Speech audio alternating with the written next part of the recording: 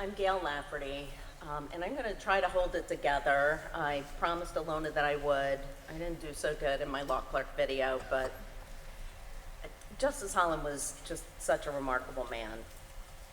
From humble beginnings, he raised himself up to become an accomplished lawyer, a brilliant judge, a beloved professor, prolific author, and a national and international legal scholar. But it wasn't his impressive CV that made him so extraordinary.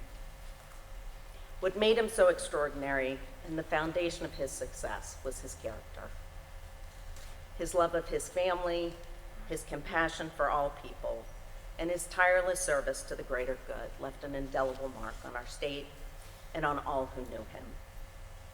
The author Stephen Covey said that a great leader is one who can communicate to people their worth and potential so clearly that they come to see it themselves. And the same can be said of a great mentor. And that's what Justice Holland was, to me, and I'm sure to many other people in this room. For 30 years, he was my North Star, a consistent guiding light that I looked up to for direction in my professional and my personal life. As a mentor, Justice Holland was like a master gardener.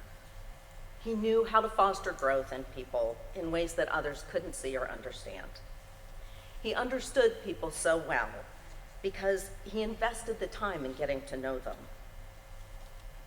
As a leader in the bench and the bar, he strove to defend and uphold the ideals of our profession, the principles of professionalism and ethics that gave the rest of us a better environment in which to grow and flourish.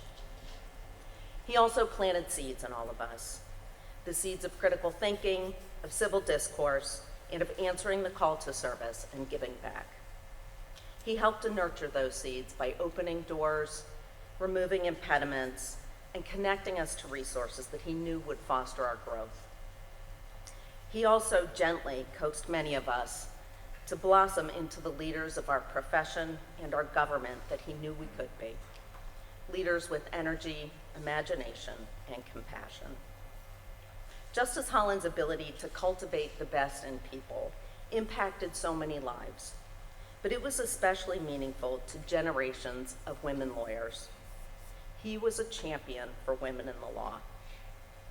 In 1991, as a new lawyer in a profession still predominantly led by men, Justice Holland sensed my insecurity, and he helped me to find my voice, quite literally.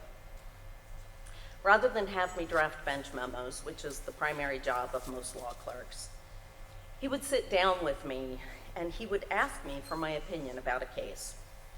And at first, these conversations were mildly terrifying because who was I to be giving my opinion to someone like him?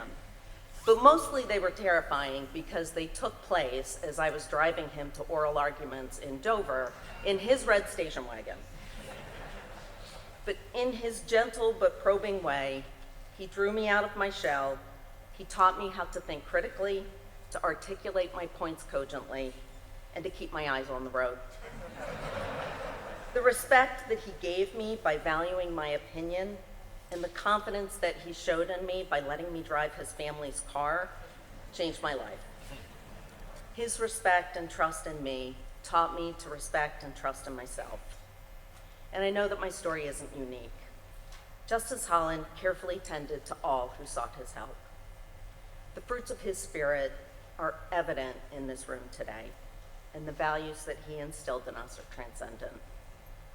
To Alona, Ethan, Jennifer, Rory, and Chloe, thank you for sharing your beloved husband, father, and Grandy with the rest of us.